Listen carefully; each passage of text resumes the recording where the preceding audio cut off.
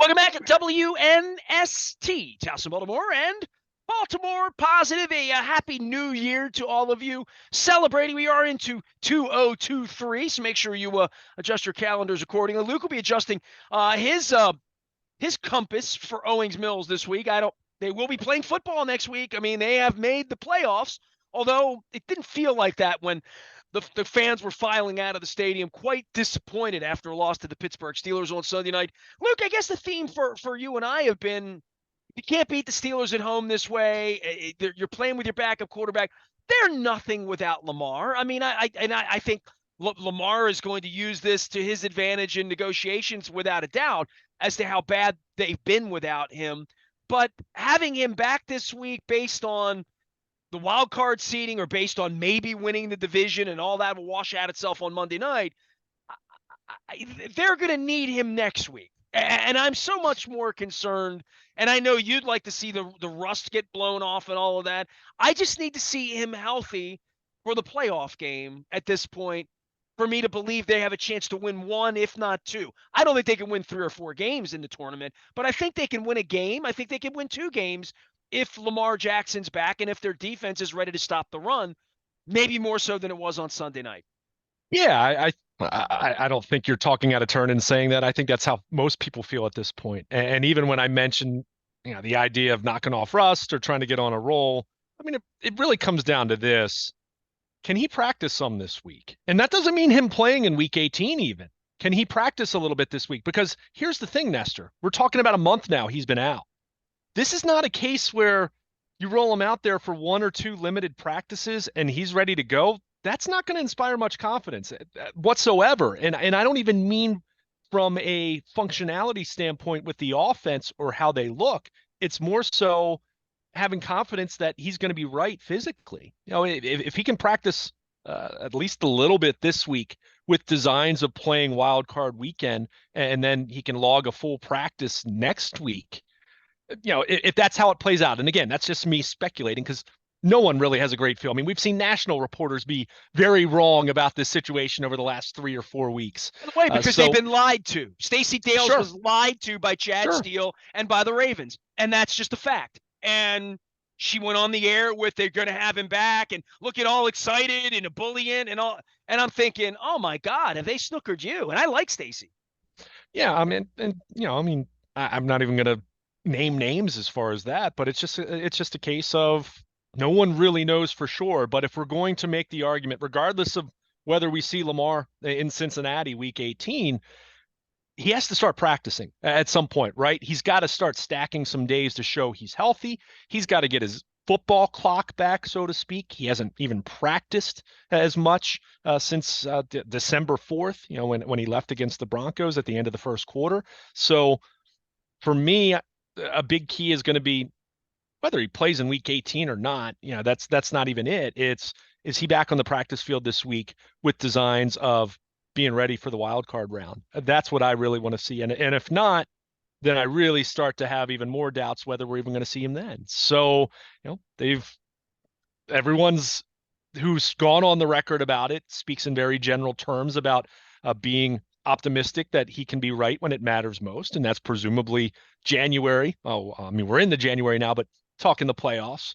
So at some point it's like, okay, he needs to get out there and start, showing that he's healthy, getting himself back into, not that he's out of shape, but football shape. And like I said, that clock that a quarterback or anyone needs to have, but especially the quarterback being in the pocket, you want to see some evidence of progress in that way, that he is healthy enough to practice. And then the next step is he's healthy enough to play in a game, whether it's week 18 or wild card round. So that's going to be key for me. If he goes through the entire week and is still not practicing, and the idea is, okay, well then it's wild card round week after week 18, that's when I really start to wonder if this is going to happen for him. So that's where it's important for me to see him start practicing. Again, whether he plays against the Bengals on Sunday or not, that's not as relevant. And again, everything gets sorted out with Monday Night Football and what the stakes are. But if he is going to play in the playoffs, he's got to start getting back on the practice field and getting himself ready, And at the very least, this offense being able to practice together once again and hoping that you can roll the ball out there wild card weekend and see something, some evidence of something better than what we've seen over the last, really going back to the last couple games before Lamar got hurt even. So, I mean, it really is critical to see that this week. If there are any designs of him playing and this team having a chance to do something, you're right. I mean, if it's Tyler Huntley, God bless him. He's working hard. I still think he's better than a lot of backups out there. If he had a better supporting cast around him as it relates to the receivers and the skill players, but he's not Lamar Jackson. He's not anything close to Lamar Jackson. That much is obvious now. So if we are going to see Lamar Jackson in the playoffs, it's time for him to get back on the practice field, because if not, then those doubts just grow more and more and more whether we're actually going to see him. It's amazing the way the league has put these schedules together now. At the end of the year, they have the 17th game now, the 18th week. They do all of this stuff to keep it interesting. And I don't know what it is about the league and gambling on it and late games and David and Goliath getting together and how the Eagles could look as bad as the Eagles looked over the, all of that goes into the league. And we've watched this all of our lives, that these games get a little trashy at the end, and there's a little bit of a will as to, hey, that team's eliminated, but they came to play. They want to play football today, even though they're 4-9 or whatever they are, right? And with the Ravens the last couple of weeks, seeing the Browns feeling themselves with their new quarterback, seeing the Steelers feeling themselves with their new quarterback, right? And I wrote that it felt like 2 weeks ago Harbaugh was under siege. That's the word I used. Under siege at the castle in regard to Roman, in regard to contract with their star quarterback, in regard to health in general, in regard to you beating DeCosta up about not having wide receivers, like just all of it. This has been a really unsettled season for them, and we'll have time to talk about it when it's all over with and they get eliminated, whenever they get eliminated. And if there's a parade here 6 weeks from now, Luke, it will be a Purple Rain 3 story for the generations, right? But if they're going to lose, they're going to get eliminated, they're not going to win the Super Bowl. Working from that premise, what have we learned here in regard to this offense, in regard to Lamar's money, in regard to, well, they can't win without Lamar. Can they win with Lamar? I mean, that's going to be a question I'm going to have, and that's going to be something for him and his contract and his money and the offseason that he has to live with, whatever the loss, the outcome is going to be. And I don't want to get into his maturity, but I will. And he hasn't dealt with a lot of things well, quite frankly. His own success and his statues and you demand. You got to be on the field and play and win these football games in December and January to get a statue here or anywhere else that's not Louisville at this point. I don't hear much from him. I don't know much about him. I don't know his psychology other than to know his immaturity at various points. I don't know that for his own legacy, he wants to come running in off of a gurney to play a playoff game on the road that they're probably going to lose 2 weeks from now. Right? I mean, like, if that is his rush back to be 80%, to go out and be offered up to Cincinnati 2 weeks from now, or dare I say Kansas City, wherever they would finish if they lose this week and things happen and they wind up a lower seed, that the pounding of sand he had to take after losing to Tennessee, to losing to San Diego, to losing to these long off seasons, this is a much longer off season for him because of the money and because of the contract and because his regular season record is so gaudy, so incredible. He's one of one. Pay him. He holds the sign up. Pay him and all that. Is he ever going to win 2 or 3 games in January ever in this? I'm like that. That's the question I'm going to have, because once they give him $50 million, I know you want wide receivers and you want nickel corners and slot corners and you want dimes. You want them all. You want a full comp. You want edge rushers. You want all of that. Once you give him $50 million, do you really think the cast of characters is going to improve around him? He's going to have to be that much more special. Well, some of what you just mentioned, those are organizational issues. It's not all on Lamar. Oh, no I mean, question. you asked me what we've learned. I think the one thing most can agree on, and I think this was the case whether you were a fan of him or not, I think we can all agree the Greg Roman era has run its course. I think you're absolutely need a new offensive mind in here. Whether Lamar is extended, tagged, traded, whatever the outcome is in the offseason of I think you're 2000. really hard on Roman, by the way. And we can have add Do you, that. do I just do think you really what's your case for bringing him back at this point? And look, I don't think I'm that hard on Greg Roman. I just said that this is an organizational issue as much as anything, but my point is I don't think this is tenable to maintain the status quo at this point. There's no evidence that this thing's moving in the right direction at this point. well, they don't have So, great players. okay, whose fault is that? That's not Lamar's fault. Lamar doesn't pick the team. I Understood. mean, I'm just saying, and look, to be clear, this isn't me saying that it's all Greg Roman's fault either. But you can't fire the rest of the team. So what do you do?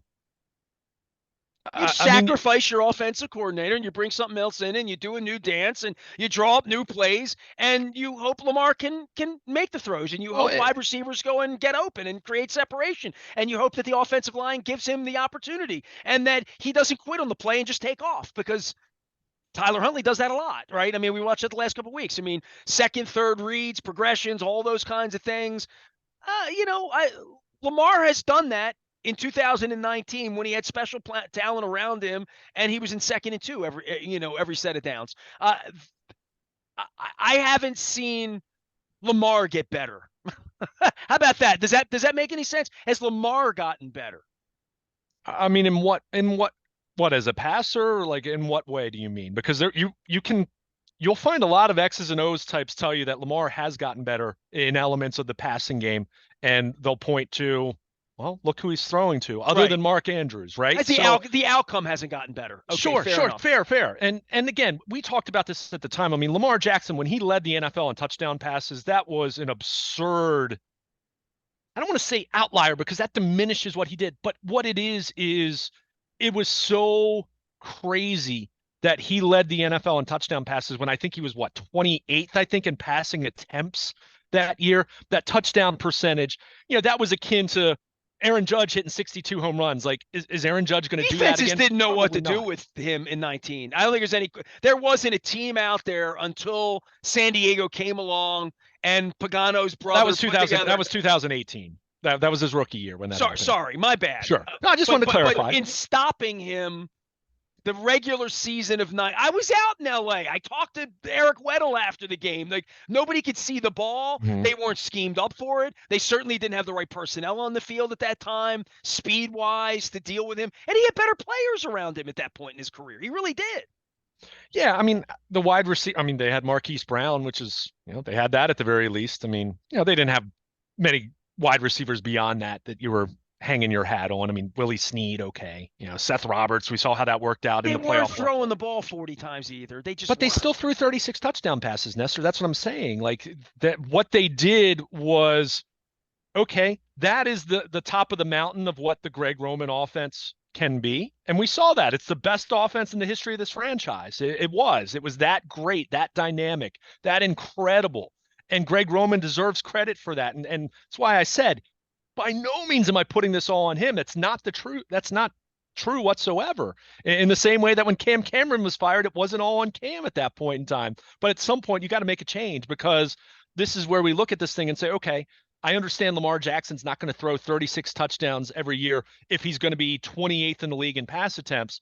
But where does this thing go from here?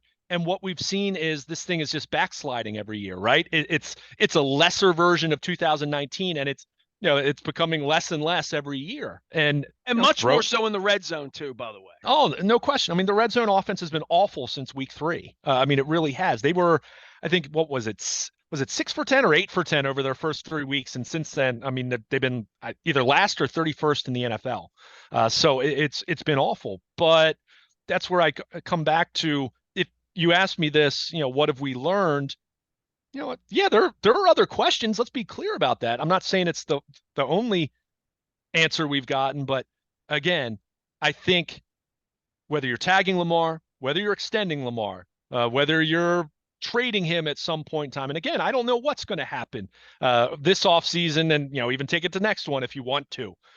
But I feel like before you're going to extend, don't you have to find out what this looks like with another coordinator? Because if this is truly the best it can be, and I don't buy that necessarily, not even necessarily, I don't buy that. I don't think Lamar Jackson can only succeed with Greg Roman as his offensive coordinator. I think that's baloney. But I'd like to find out what it looks like with a new set of eyes, a new play caller, someone who has some different ideas. And again, that doesn't mean that they throw it 45 times a game. It's still going to be run based, but you've got to see this thing look like it's growing. I mean, I saw someone make the comment on Twitter. I can't recall who it was, but really made the comment of everything they're doing right now. It just feels like they're just throwing darts. We saw how many of those passing concepts back in 2019 were all based off of, this specific running play. Obviously, all kinds of play action, RPOs, we get that. But it just feels like this thing has just become so disjointed. And again, that's not all Greg Roman's fault. I'll go back to they have probably the worst wide receiver group in the NFL right now. So it really does become, well, it is going to be difficult because whether you're tagging Lamar or giving him $50 million a year for the foreseeable future, yeah, your roster building does become more difficult. But, at the same time, Josh Allen makes a lot of money, and Buffalo's receivers are, they still got Stephon Diggs. We've seen Kansas City continue to play at a high level when Patrick Mahomes is making a lot more money. So that can't be the only excuse. But yes, it does become more challenging, and it is going to be challenging however they go about building this roster over the offseason, because they're going to have some veteran players are going to move on. They have a few cut candidates to save some cap room, but there's always the fallout of you're saying goodbye to potentially a good player. So it does become more challenging, but that's where I go back to, is this thing really moving forward with Greg Roman, or is it at best, when it's been at its best, staying the same? Certainly it's not growing. It's not evolving in a positive way. It's been backsliding. And it's getting worse and worse. And again, it's exacerbated by some of the other issues we mentioned. The injury to Bateman was huge. At the same time, Rashad Bateman's not Jerry Rice or Randy Moss. We're not talking about a proven, legit, serious, all-pro, number one kind of wide receiver. So the flaws of this team, they haven't been able to overcome that offensively. And as much as they've run the ball well, and that's great, you're still seeing that they struggle to even score 17 points with just being able to run the football. So it shows that that's not tenable. And then on the flip side with the defense, it's a good defense. Is it a great defense? Well, what do you hang your hat on that you're wowed by? I mean, even the run defense, which had looked amazing since the acquisition of Roquan Smith, look at the last 3 weeks. It hasn't been as good. And yeah, Calais Campbell's a big part of that, I think, but I don't think it's the only part of it. You take one guy away and you're suddenly gashed for 200 rushing yards. No, that tells me guys are worn down, or they just weren't tough enough on Sunday night. So, but we saw Atlanta run on them a little bit. We saw Cleveland run on them. So, and that wasn't happening at all. And those are teams that want to run, though, too. Sure, both those teams are run first teams. But that goes back to what we were saying in the Pittsburgh game. The first meeting between these teams, where the Steelers knew the Ravens were going to run the ball, and the Ravens were able to do it anyway.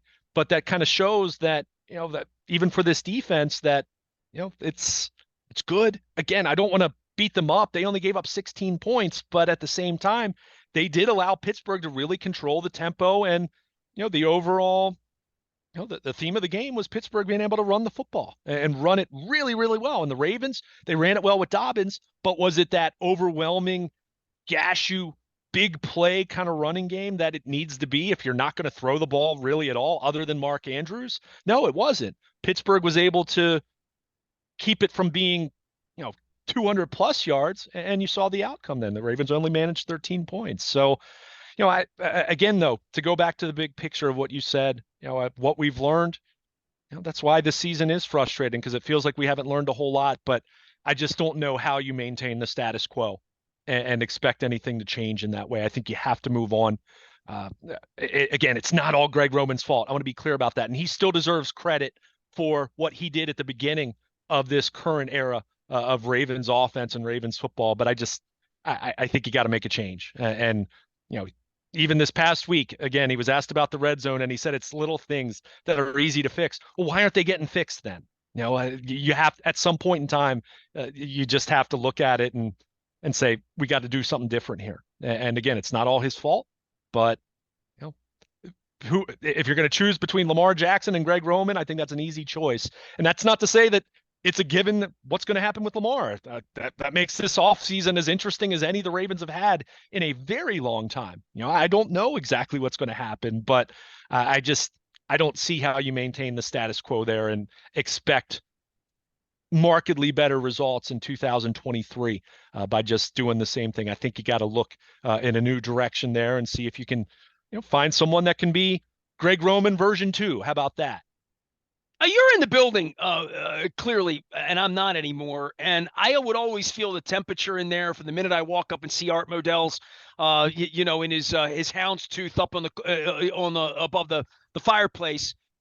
The Lamar Jackson spirit there and the temperature for his injury and the training room and Harbaugh speaking out of both sides of his mouth about getting him back. What do you know about Lamar and his health at this? And like him being on the sideline on Sunday night, but not last week, not traveling with the team to Cleveland, but being in Pittsburgh. I saw him in the locker room in Pittsburgh. And that was the week after he had tweeted to the fan and Twitter and like all of that. I mean, he hasn't played in a long time now, all of a sudden. I mean, really, he hasn't played in a long time. It's been a month. I mean, it's, by the time they were playing in Cincinnati on Sunday, will have been over a month. Let's be clear. There's been a lot of conjecture out there that I think we need to ignore. That's not to say that there isn't some truth in between and all that, but there have been a lot of people, including people who, fancy themselves being in the know, who have talked about this and have ended up being wrong, whether they got bad information, whether we've made assumptions, whatever it is. We haven't had a good feel for this. No one has had a good feel for this. I think it's important to remember, and we said this from the start, with this being reported to be a PCL injury, it's a tricky injury. I mentioned right away. I said, who's the former Raven who had that injury? Rashad Perriman his rookie year. And look at how that played out. And that was a healthy 22-year-old wide receiver. PCL and speed is trouble, right? I mean, it's just, any knee injury is it's not ideal, right? I mean, you need your wheels. We've all hurt our knee. We all know what that day feels like, right? Yeah. And I wrote it. Other people wrote it. You and I talked about it on the radio extensively, that it was never going to be in the best interest of Lamar Jackson or the Ravens. Whether you're talking football-wise, business-wise, not in anyone's interest to rush him back and for him to play as a diminished version of himself. This was not a case of Philip Rivers slapping on a knee brace and playing in the playoffs because, well, he played from the pocket anyway, so it didn't matter. But that's not Lamar's game, right? I mean, what makes him special? Wherever you fall on Lamar Jackson, what makes him special is his mobility. I mean, he's a generational talent for that reason. So it was never going to be a case where he was out a week and then he's back, right? And I think as time has gone on, I think it's become evident that this is probably the kind of PCL injury that was bordering between a grade, which would have been 1, 2, maybe 3 weeks, and a grade 2, which is probably more in the 4 to 6 range. So I think as time's gone on, it's probably been a little bit closer to being a grade 2 than a grade 1 because we're talking about it being a month.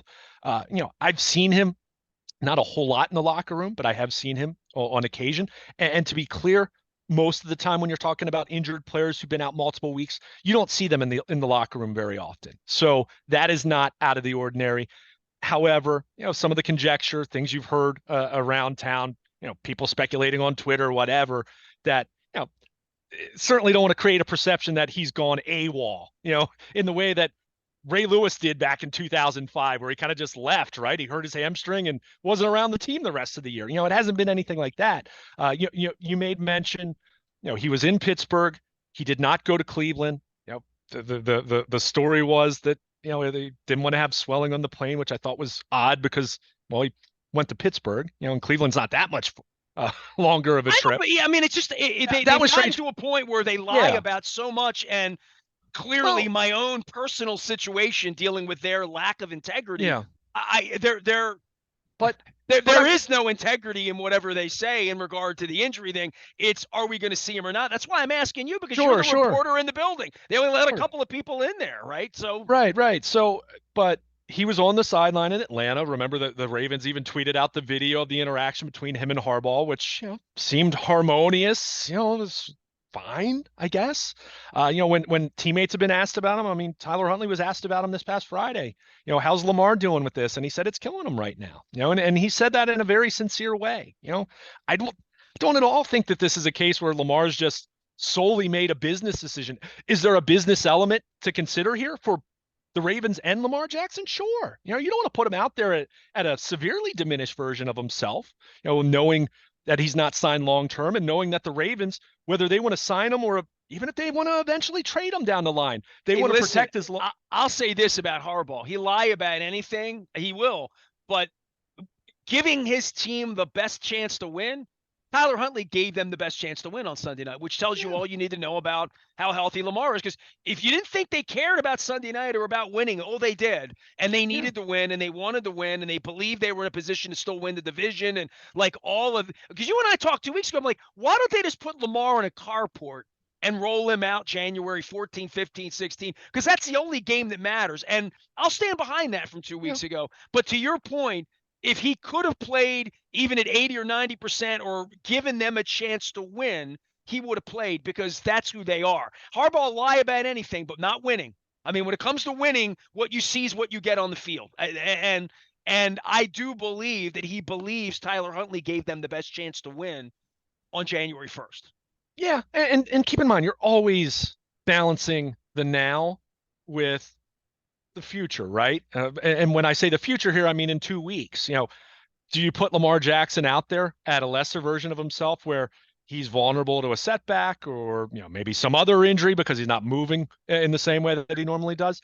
Yeah, that's where you do have to consider it. And even though yes, they wanted to win and they wanted, because of ramifications with the division and all of that, but at the same time they still understood that we've already punched our ticket to January. These are So preseason games, is what they really are. I mean, it's not fully that, but it's not the same of you have to win or your season's over, right? I mean, there's No matter always what happens, you're still going to yeah, have to go to Buffalo and Kansas City and win in 3 weeks. sure, No sure. matter So what happens, you're going to have to right, do that. right. So that's where again, block out the conjecture. And look, I'm not saying anything that's been talked about is patently false either. Again, sometimes the truth can kind of fall somewhere in the middle, but this idea that Lamar was going to rush back, that's not in the Ravens' interest. It's certainly not in his interest, football wise or business wise. So, it really just comes down to, is he healthy enough to practice? At this point, there's no more games in terms of he's just going to show up without practicing, right?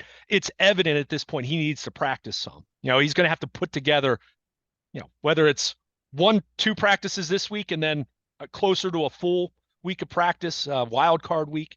Who knows? But this isn't a case of you trot him out there and you're playing games with the media at this point. Could you have done that 3 weeks ago? Sure, why not?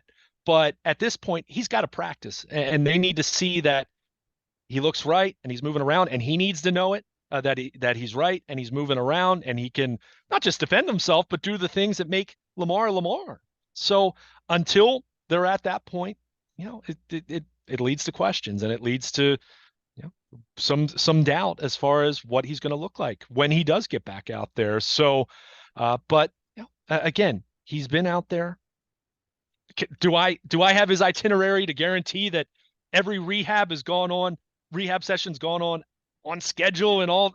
No, I mean, no one is privy to that as far as media and outsiders, but he's been in the building. I've seen him in the locker room on a couple different occasions. He's been at the games other than the Cleveland game a couple weeks ago. He's been he was in the post game locker room on Sunday night. He seemed to be walking around better than he did the previous week. What's that worth in relation to practicing and playing in a game? Not enough to glean, right? I mean, Running away from the Bengals defense is different than walking through the yeah, yeah. locker room. And to be clear, just watching him walk doesn't mean that he can't play either. It's just he's walking. That's not the same as playing football, So from that standpoint, I don't want to put too much into it, but it's difficult. But this is where we're at the point again. The gamesmanship isn't as much of an issue as much as it's got to practice. I mean, he's got to get on the field and work out and when I say work out, meaning with his teammates and with this Has he offense. thrown a pass to Deshaun Jackson yet? I'm Yeah, wondering. yeah. Well, he completed the long one in Jacksonville to That's him. right. Remember? Okay, Yeah, that's right. He was playing then. Okay, yeah, fair enough. yeah. I mean, Been a while. Keep in mind, Deshaun Jackson was on the practice squad for a few weeks before he finally got the call. So he practiced with them for a while, but he hasn't practiced with Sammy Watkins since he's been back. Yeah. So and Sammy Watkins, even though he wasn't targeted on Sunday night, he's among their higher snap count guys as far as wide receiver. Even though you're seeing more and more formations where they have one wide receiver on the field, it reminds me of Todd Heap back in the day, playing basically being their one wide receiver with Kyle Bowler. Well, Melissa Stark made a point about Lamar, Dobbins, and somebody else not being on the field in 2 years. I'm not even thinking who it was. Maybe it was Edward. It was a combination of injured Ravens haven't been physically. Stanley, maybe. I don't know if it's all three of them or. No, it would have been because it had been the case for Gus Edwards and J.K. Dobbins, and by the time they were both back on the field together, I want to say Lamar was out. So it's probably those three. Well, they're skill position players. I guess the point is we are talking about a really fractured organization in regard to injuries, in regard to what Ronnie Stanley's value, Lamar's value, Bateman's value, Dobbins' value, Edwards' value. I mean, really injured guys over the last, I don't know, take this year and half of last year, over the last 25 games, how few of the games those guys have played, all of them, the skill position players.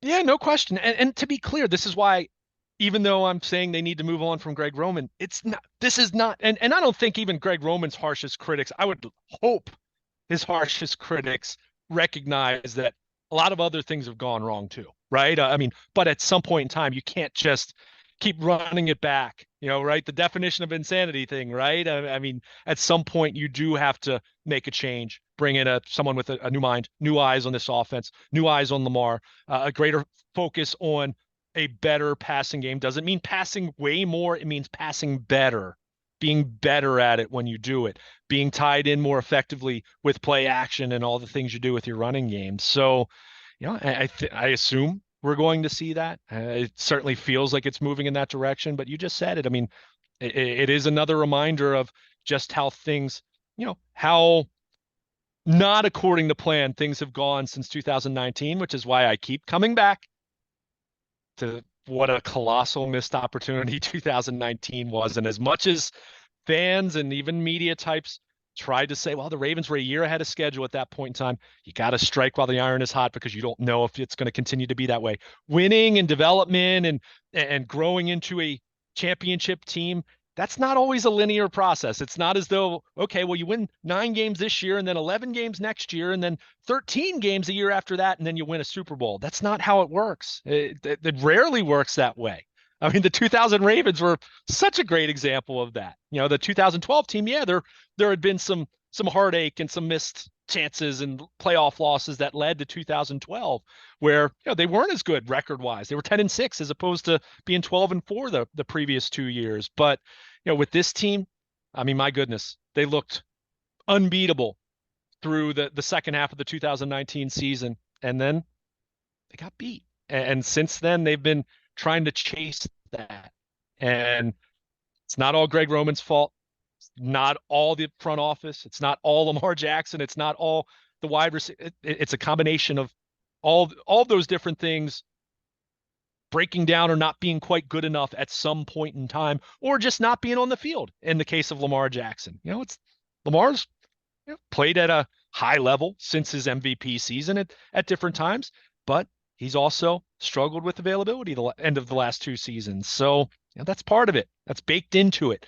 So it's going to be a fascinating offseason. Not that anyone should be wishing away what happens. Even if you don't think they're going to win the Super Bowl, don't take this for granted. just take a look at what happens down at down the road at FedEx Field and Landover and the mess that is the Washington football team Commanders or whatever they're calling themselves these days.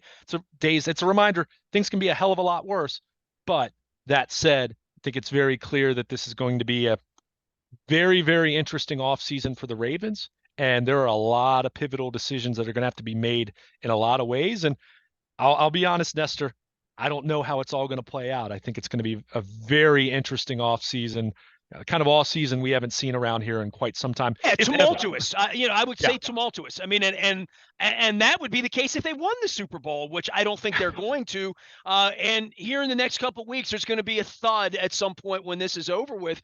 But for them to put their best face on it, it needs a healthy Lamar Jackson to get out onto the field. Sure. If not this week, certainly next week. And I don't know if there's any rush for me this week in thinking they're going to Cincinnati and winning and blah, blah, to me, it's the preseason again. It's ramping up for whatever the eventual assignment is next weekend. Well, and here's the difference. And you and I debated this a couple weeks ago when, it was less, there was less of a certainty as far as what week 18 was going to mean one way or the other. But now you are talking about with Lamar having not practiced through the end of week 17. That's why I said for me, it's not even about him playing against the Bengals. Now he's got to get on the practice field and start stacking some days, show his team, show the medical staff, show himself that he's right when he's on the field. And then we can start talking about, okay, how's this team match up against maybe a rematch with the Bengals in the wild card round, or, whether you're having to go to Buffalo or Kansas City or Jacksonville, however it plays out. But you're right. All of this is a non-starter if Lamar Jackson isn't right. We can talk about how formidable they can be with him if he comes back and he's healthy and maybe he gets on a roll. And we've seen him throw the ball at an incredibly high level, even with lesser receivers at different points over the last 4 or 5 years. But you've got to get to the point where he's right physically, and the clock's ticking. They're running out of time at this point. It's not December 11th anymore. It's, we're into the first week of January and the regular season finale. So that's where at this point, if not now, Buck Showalter used to always say this, if not now, when? And, they're really up against it now. And I don't need to see him in Cincinnati, even though you and I were kind of debating about that a week or two ago, but I do need to see him on the practice field this week. And if we don't, then the doubts grow even more as far as, one, are we going to see him in the wild card round? And two, what's he going to look like physically at that point? Is that going to be what's best for anyone that's involved in this entire situation? Well, and him going out and embarrassing himself in a playoff game when he's trying to get $250 million, that probably isn't good either for any of them. Luke will be in Owings Mills all week. Happy New Year. I first time I said happy during this segment, but we're certainly happy to be into 2023. We're going to get the Maryland Crab Cake Tour back out on the road very, very soon. G&A Coney Island Hot Dog is going to be our first stop here with Andy this year. Looking forward to doing that next Thursday as well. It's all brought to you by the Maryland Lottery in conjunction with our friends at Goodwill and Window Nation as well. I am Nestor. We are WNST, AM 1570, Towson, Baltimore, and we never stop talking Baltimore positive.